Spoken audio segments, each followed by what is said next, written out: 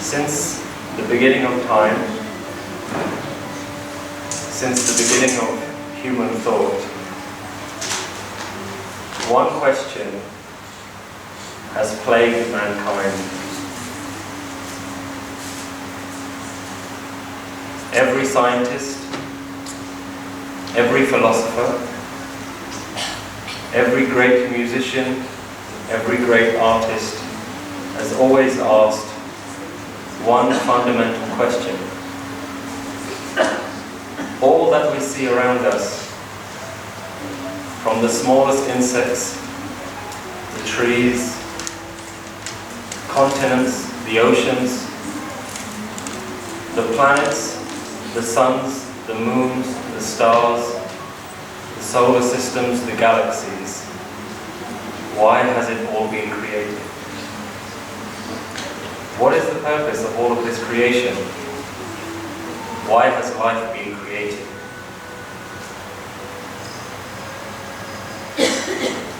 And everyone who has asked this question has gone on an inner quest to try and find the answer. They pose the question with their mind, and with their mind they try to come up with an appropriate answer. But the only people who have come back with the truth are those who had access to higher knowledge, to a higher wisdom, who were able to connect to something greater than the mind. Only the saints, the greatest spiritual masters of all time, have been able to come up with an accurate answer to this question. In Sri Guru Granth Sahib Ji on Ang 475, Bhagat Kabir Ji also poses this question. In the Shabad, Asa Sri Kabir Jiyo, he begins, Gur Charan Lag Ham Binvanta, Uchhat Kahel Jiyo Paya. Gur Charan Lag Ham Binvanta, falling at the feet of the Guru, I make a humble request. Uchat, I ask, Keh Jiyo Paya, why has life been created? Kavan Kaj Jag Upajay Binasay, Kaho Mohi Samjaya. What deeds caused the world to be created and destroyed? Tell me that I may understand. Kabirji asks this fundamental question. But more important than the question itself is, who does Kabirji go to find the answer to this question? Who is the source of Kabir's knowledge?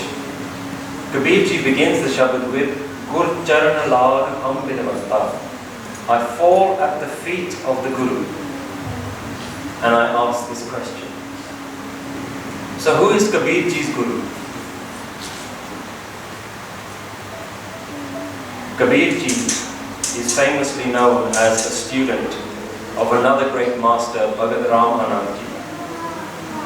So is Kabirji asking Bhagat Ramanand this question, or is there something deeper?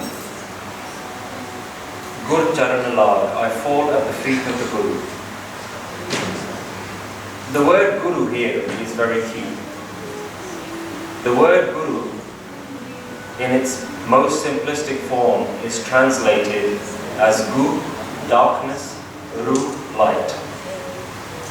From darkness to light is the word Guru.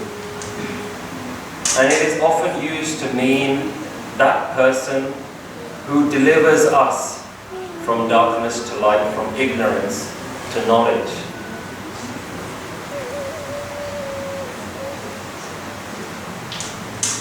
But there is more to this word Guru.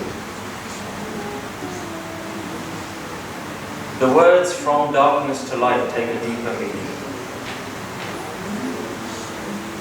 When Guru Nanak Dev Ji was young and he began his travels, one of the first things he did was go and spend time with the spiritual masters of the area, spiritual masters of that age. And a famous conversation with spiritual masters of that time is recorded in Sri Guru Granth Sahib Ji. The conversation is known as the Siddh Gosht. And in the Siddh Gosht, the masters pose a question to Guru Nanak and say, who is your Guru? Guru Nanak Dev Ji admits that he has a Guru. And he says, Shabad Guru, Sur Tun Chela. Shabad is my Guru, and my Sur, my consciousness, is a slave to its vibration. He says, Shabad is the Guru. What is Shabad? Shabad means a word, a message, a bani. Shabad is a form which has manifested to give you an answer, a message. But Guru Nanak Dev Ji says that this Guru is in the form of dhun, of vibration. Dhun is the Guru, vibration Naad is the Guru, and Shabad is the physical manifestation of that silent vibration. Sri Guru Granth Sahib Ji is the physical manifestation of Naad Guru, of vibration that exists throughout the universe. It is an attempt to explain something that is beyond words, to explain something that cannot be explained. So if message is the Guru, if Shabad is the Guru, then what is the message of the Guru? What is the message? What is the Guru's message? Guru Nanak Dev Ji explains that the Guru only has one message.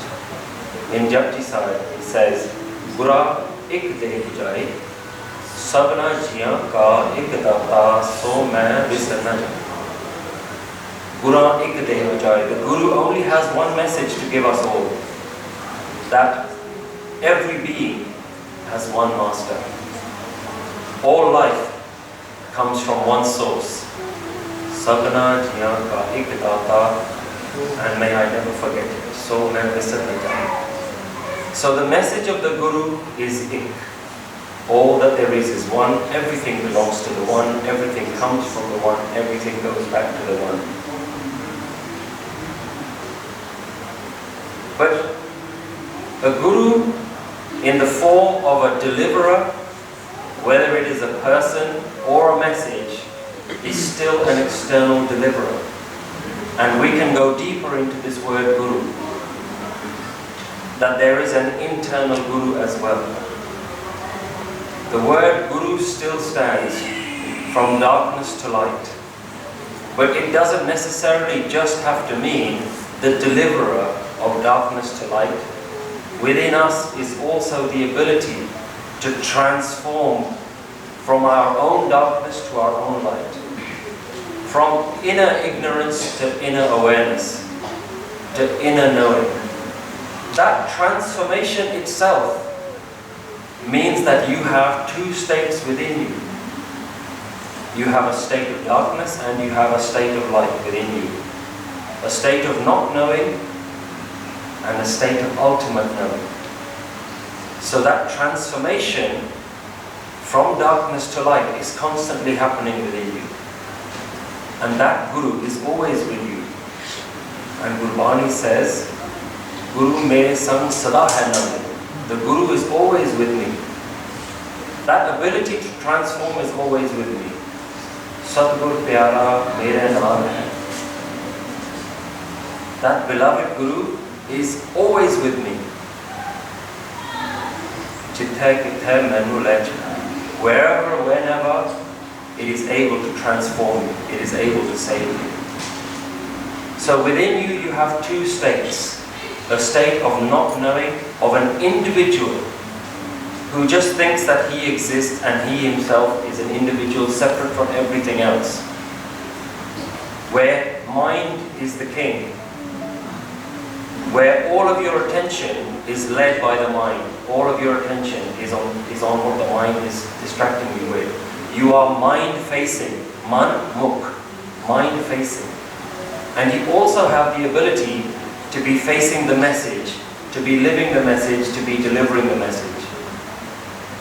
That is Guru-mukh, Guru-mukh. You have two basic states of consciousness within you. Man-mukh, individual consciousness, and Gurmukh, universal consciousness.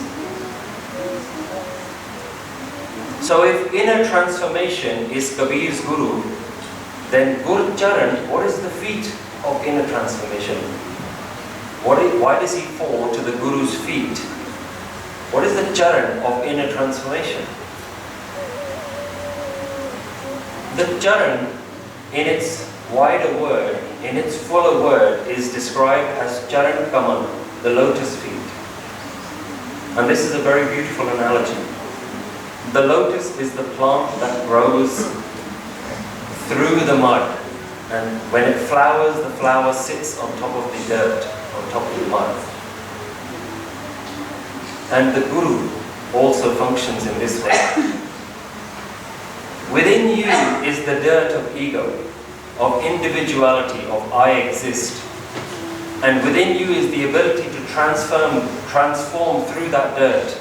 And when you blossom, you sit on the other side of that dirt, at the beginning of consciousness, at the beginning of supreme consciousness. Supreme awareness, not individual awareness, divine awareness. So the Kamal, the lotus, the Charan of Guru is the very beginning of that transformation, when you have just risen above that individual thinking and you sit in the space of infinity.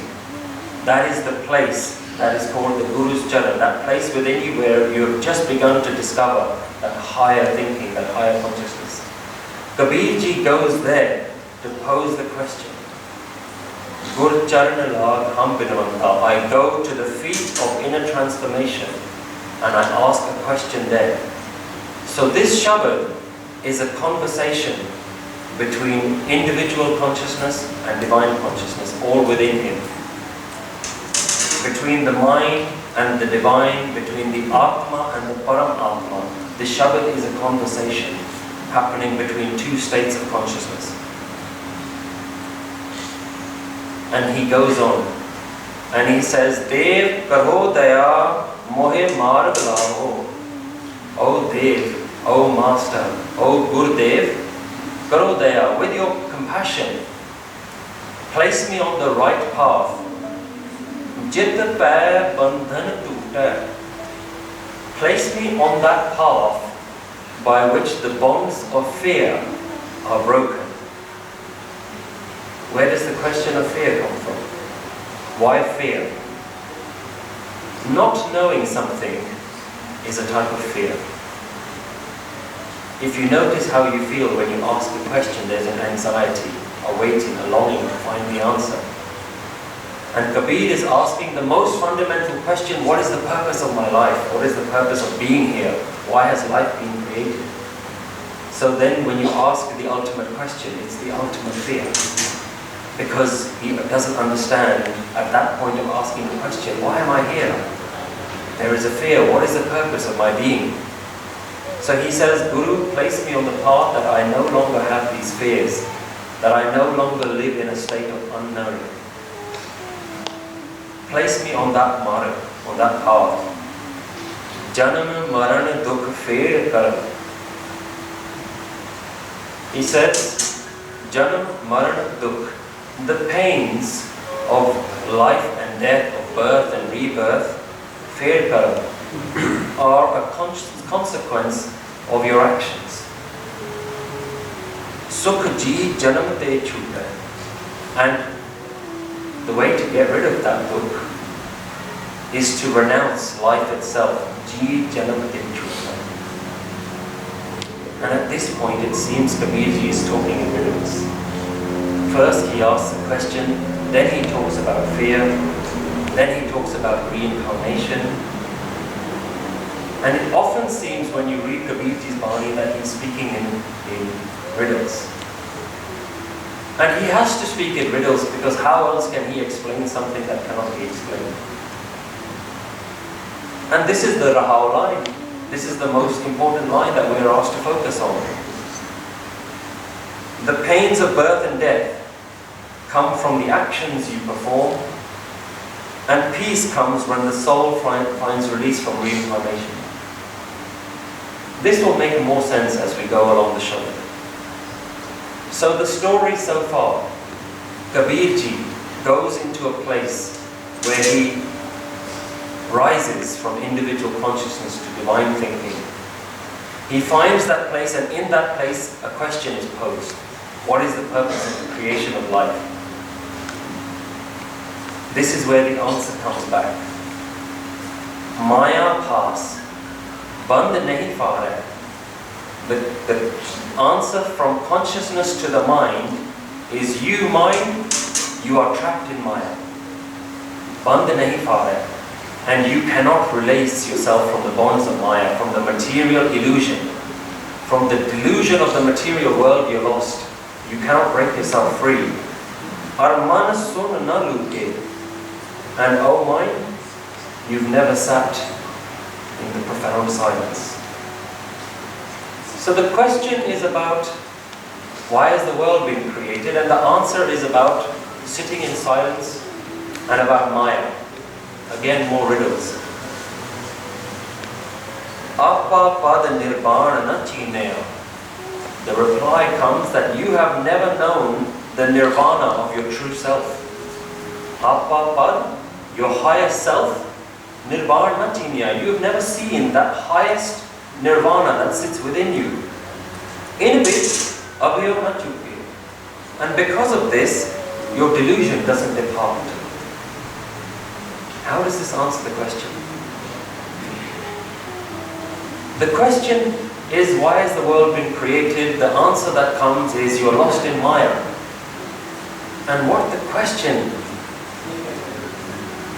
is doing is the very foundations of the questions are being questioned. The response from the higher consciousness to the mind, it says your very question is wrong. The very way in which you have posed the question is inaccurate, because it is lost in a delusion of the material world. Your question is based on a false premise. Your question is based on a false paradigm. It says everything that you see around you, you see it at the superficial level. When you see the sun, you say that is the sun. And you see the moon and you say that is the moon. A sun can never be the moon, and the moon can never be the sun. Consciousness replies back to the mind and says you are only looking at the superficial level. And you do not see the sun, the sunyata, the silence that is sitting behind the sun and the moon. You see the sun, you say that is the sun. You see the moon, you say that is the moon. But what you have never done is seen the life force that sits behind you.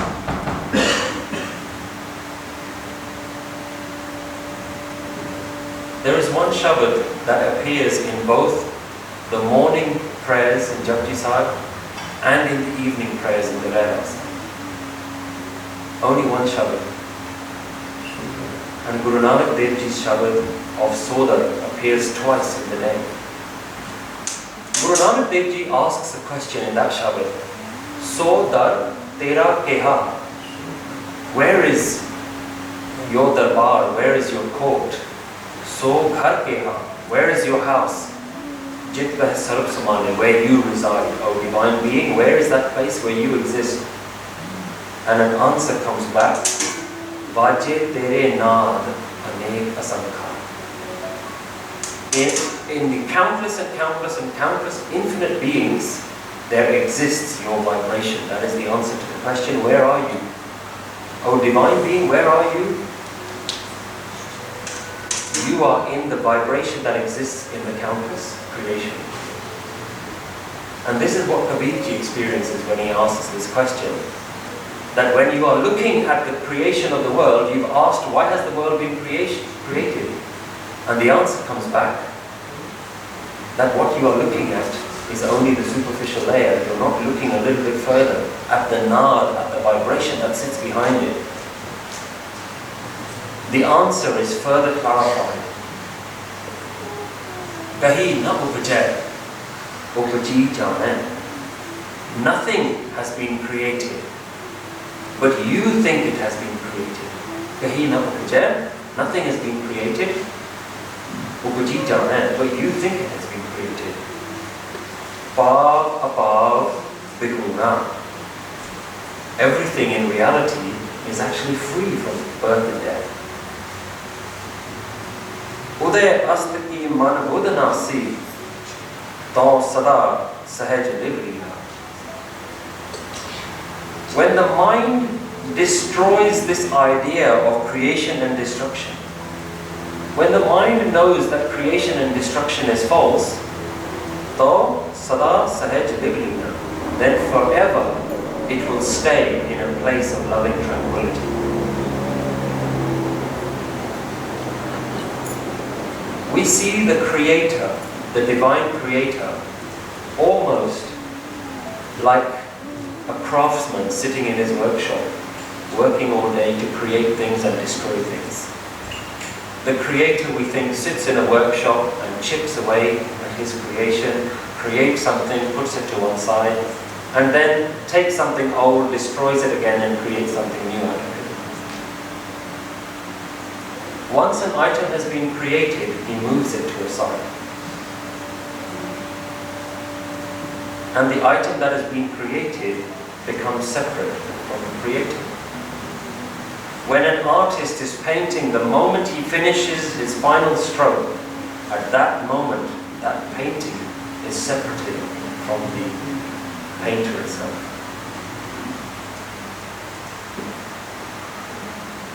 From that moment onwards, the artist and the painting are separate. If the painting is destroyed, the artist still exists. If the artist dies, the painting still exists. The same we understand at the moment of birth, when a mother gives birth to a child, at the moment of birth, the child becomes separate from the mother. If the mother passes away, the child is still alive. If the child passes away, the mother is still alive. They are separate. And this is how we believe the Creator exists. One of the most ancient Indian metaphors for the Creator is slightly different to this. One of the most ancient metaphors of the Creator is that of a dancer, the Natraj, the king of dance. And what this metaphor means is that the Creator in fact works more like a dancer than an artist. That it is continually dancing. And the dancer cannot be separated from the dance.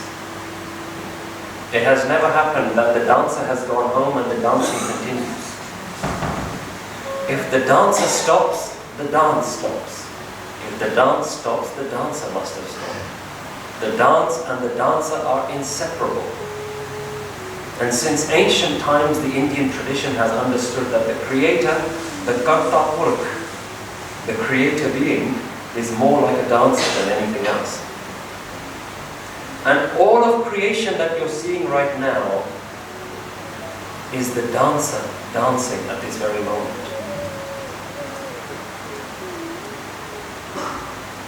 And you yourself are nothing more than a part of that dance. Right now, this very moment, everything that is happening in every corner of the universe is the dance of the divine right now. The dance of the Creator is dancing. But can we hear the music?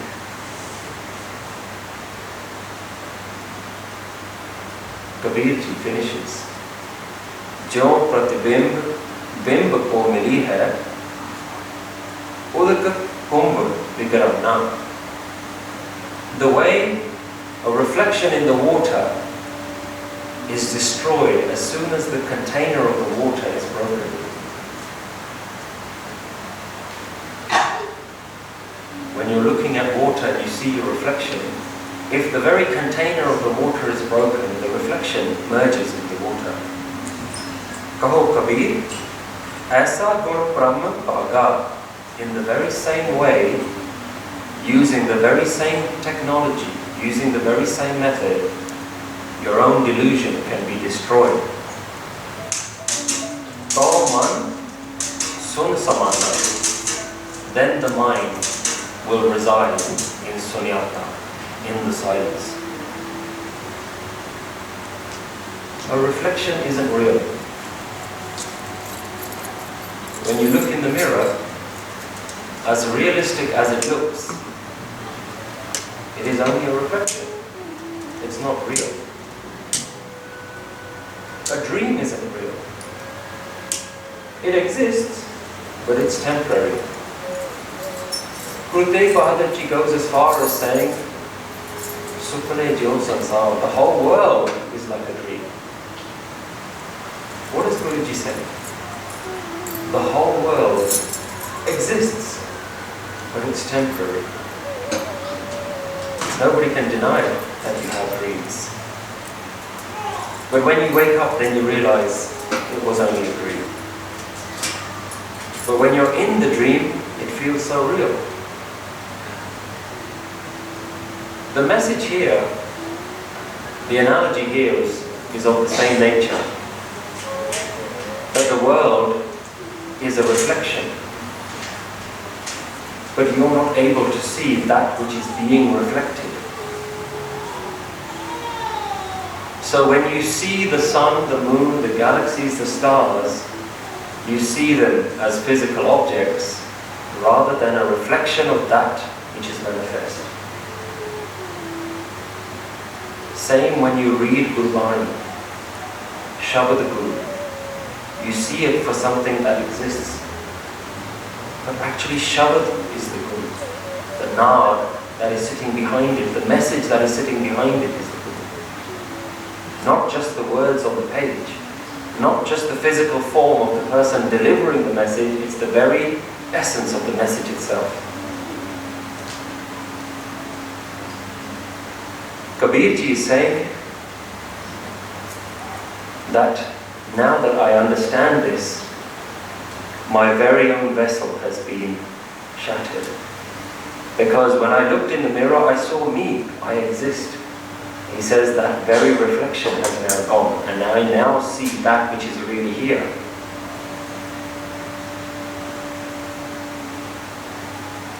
You yourself are a reflection of something greater. You yourself are a dance. You yourself are a dream. But the dreamer sits inside you. That which is being reflected sits inside you. The one that is dancing inside you. And all that the Divine Being has said to the mind is said, oh my mind, stop looking in this dualistic black and white way where the sun cannot be the moon, where I cannot be you. Stop looking at this duality. Look beyond the duality. Look at the one that is sitting behind it all. Look at the message, the source of the message, the vibration of the message, the Naad itself. You yourself are the Naad. You don't see that the very life force behind you is Naad. The very thing that makes you alive is life itself. You are nothing more than a reflection of life trying to live.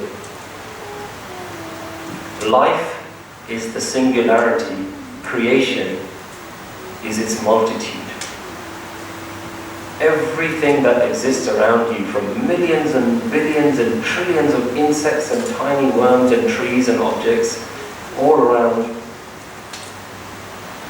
they are nothing more than one small aspect of the greater life, the life force. That life force that is Akal in its Mula. that has never been born, that will never die. That is the beauty of the Mool Mantra. That it isn't describing something that is external to you, it is describing you yourself. You yourself have that infinite ik. You yourself are the infinite ik. That Karta Purukh is dancing inside you. It within you is Akal Mulat, Ajuni, Sahibam, without birth, self-sustaining. But how do you find it? Good Prasad. You have to find that good. The word good in Punjabi also has a meaning of technique. This is the technique by which you do something. So you have to find the technique that takes words on a page within you, into you, and transforms you. That transforms your own darkness and lifts you up like a lotus out of the dirt into your own blossoming, so that you may transform from your individual self to your infinite self.